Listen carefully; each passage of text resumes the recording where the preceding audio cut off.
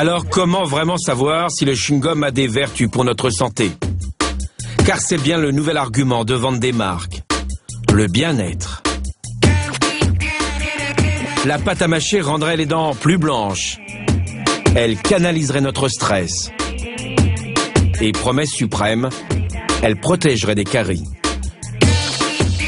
De quoi persuader la ménagère de moins de 50 ans, surtout lorsque ce sont des médecins qui prêchent la bonne parole. Ce matin-là, le docteur Mougel a fermé son cabinet de chirurgien dentiste. Bonjour. Bonjour. 1 à 2 fois par mois, il se rend dans les écoles et les collèges pour y prendre la place du professeur. Oui, voilà, merci. On y va dans le calme et dans le silence. Il va expliquer aux jeunes comment prendre soin de leurs dents. Pour se brosser les dents, ce qui est important, c'est qu'elles soient toutes brossées. Donc on met la brosse à dents à cheval comme ça sur la gencive et la dent, bon, environ 45 degrés, et on tourne du rose vers le blanc 4-5 fois par dent. Vous allez me dire... Des conseils avisés, mais tout le monde le sait, il n'est pas toujours facile de pouvoir se laver les dents 3 fois par jour, après chaque repas. Vous allez avaler... Alors le docteur va petit à petit fournir d'autres pistes. La deuxième chose, c'est encore mieux, c'est de faire un bain de bouche avec de l'eau. Donc pareil, vous allez éliminer encore un petit peu plus des débris alimentaires. Et enfin, la troisième chose que vous pouvez faire, c'est de prendre un chewing-gum sans sucre. Le chewing-gum, nous y voilà. Ce chewing-gum sans sucre, son rôle n'est pas de vous nettoyer les dents.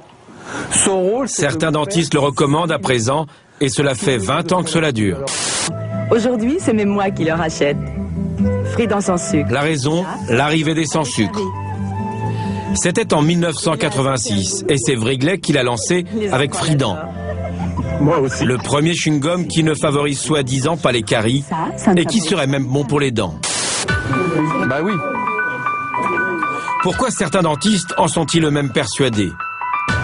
Tout simplement parce que Wrigley est très proche de la très renommée UFSBD, l'Union française pour la santé bucco-dentaire, créée dans les années 60 pour inciter les Français à prendre soin de leurs dents. Une association de dentistes reconnue d'utilité publique. Aujourd'hui, sur quasiment tous les paquets est apposé le label de l'UFSBD. Et pas une publicité n'existe sans cette garantie. Le chewing-gum sans sucre qui peut se prévaloir de la co-signature de l'Union française pour la santé bucco-dentaire. Et parce qu'il est sans sucre, Hollywood White est recommandé par l'Union française pour la santé bucco-dentaire. Un message tellement martelé que les adolescents font une association directe entre l'UFSBD et les marques. Écoutez bien leur réaction quand le dentiste se présente. Je suis un dentiste de l'Union française pour la santé bucco-dentaire, c'est-à-dire l'UFSBD. Non. Non, nous ne sommes pas des commerciaux. Donc, le dentiste se défend de cette collusion. Mais alors, comment être sûr de l'indépendance de l'UFSBD?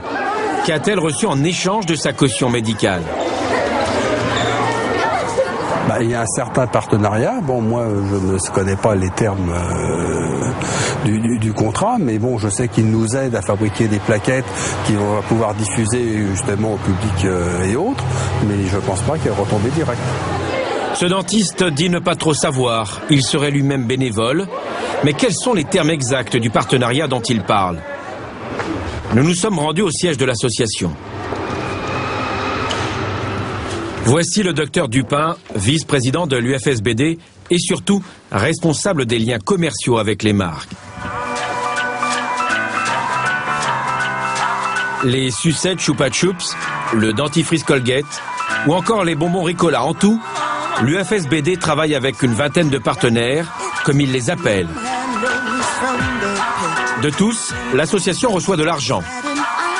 Voici par exemple à quoi a servi la contribution financière de Wrigley, le numéro 2 du chewing-gum en France. C'est un classeur qui a été envoyé à tous les cabinets dentaires de France, c'est-à-dire en 38 500 exemplaires, de façon à ce que les chirurgiens dentistes puissent utiliser différents thèmes pour expliquer aux patients. Là, on a un thème sur la pathologie de la dent avec la carie, les problèmes d'infection dentaire. Mais dans ce document, il n'est pas seulement question des infections dentaires. Des conseils sont aussi prodigués. À lire sur la droite de ce schéma, par exemple, la mastication d'un chewing-gum sans sucre participe à la prévention des caries. Combien a perçu l'UFSBD de la part des fabricants de chewing-gum pour écrire de tels propos dans son document destiné aux dentistes? Ça fait partie de la confidentialité. Je ne peux pas vous dire un tel va nous donner, et très sincèrement, je ne la connais pas, la proportion. Nous finirons par obtenir un chiffre. Les fabricants de chewing-gum, cela représente 10% du budget total de l'association. Alors, comment être sûr que les études scientifiques de Wrigley et consorts sont fiables? Le chewing-gum aide-t-il vraiment à lutter contre les caries? Les consommateurs peuvent-ils avoir confiance lorsque ces courbes sont reprises dans les publicités? Pour le savoir, nous avons rencontré le chirurgien dentiste Isabelle Schwartz, qui, elle, n'est pas affiliée à l'UFSBD. Alors, docteur Schwartz, que vaut cette courbe utilisée par les fabricants de chewing-gum? Alors, je pense qu'on va la comparer à la courbe de référence, la courbe de Stéphane. Les fabricants de chewing-gum se sont en effet appuyés sur une étude scientifique, la courbe dite de Stéphane. Celle-ci montre qu'après un repas, le pH de la bouche chute et devient acide. Cette étude n'en disait pas plus. Wrigley, lui, s'en est emparé et est allé plus loin. Il en a tiré la conclusion qu'une bouche acide est vulnérable aux caries.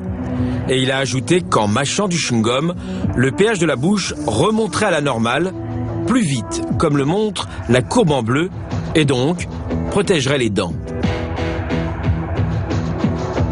Pour le docteur Schwartz, ce qu'a oublié de dire Wrigley, c'est qu'après un repas, le pH de la bouche remonte de toute façon, même sans chewing-gum, et ne reste pas si bas, comme l'annoncent les fabricants d'une manière si inquiétante. Sur la courbe de référence, qui est la courbe scientifique, on voit que le pH passe d'un milieu acide à un milieu neutre en 1 heure. Sur cette courbe, il est noté qu'avec la prise de chewing-gum, c'est merveilleux, au bout de 20 minutes, ça remonte, mais très vite. Par contre, sans prise de chewing-gum, on reste en attaque acide encore au bout de 140 minutes, qui correspond à 2 heures et 20 minutes. Donc, ça ne reflète pas la réalité. Et je pense qu'il y a une adaptation de la part des laboratoires de cette courbe. Donc elle n'est pas fiable à 100%. Des allégations santé pour mieux vendre. L'astuce est souvent utilisée dans l'agroalimentaire. Ce n'est pas toujours du goût de l'AFSA, l'agence française qui surveille nos aliments. En 2005, cet avis est sans appel concernant les chewing-gums qui rendent soi-disant les dents plus blanches. En cause, le bicarbonate de sodium et le carbonate de calcium. Ils ont un effet polissant mais non abrasif. L'allégation vous aide à préserver la blancheur naturelle de vos dents, n'a pas de justification scientifique.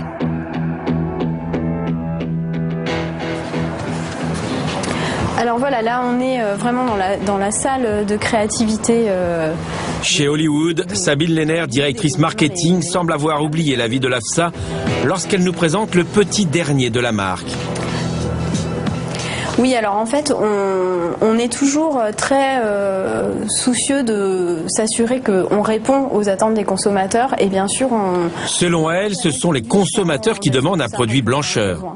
Et qu'on est capable d'apporter vraiment la valeur ajoutée que les gens recherchent sur le chewing-gum. Elle nous le dit dans un jargon marketing. De la technologie du cœur liquide dont et finit par citer mot pour mot la phrase dénoncée par l'AFSA. C'est un produit qui est sans sucre, qui aide à préserver la blancheur naturelle des dents. Qui aide à préserver la blancheur naturelle des dents. Une allégation de nature a semé le doute dans l'esprit du consommateur. Mais c'est tellement vendeur.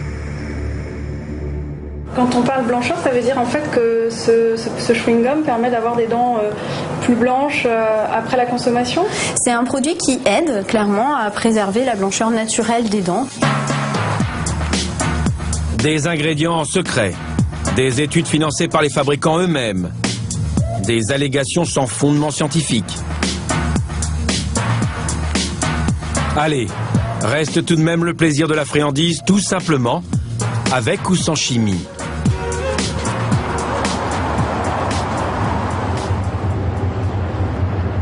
À 3000 km en pleine mer Égée, l'île de Chios en Grèce. La véritable origine du chewing-gum se trouverait ici. et remonterait au 5e siècle avant Jésus-Christ. D'après la légende, les paysans font pleurer les arbres pour récolter de précieuses larmes.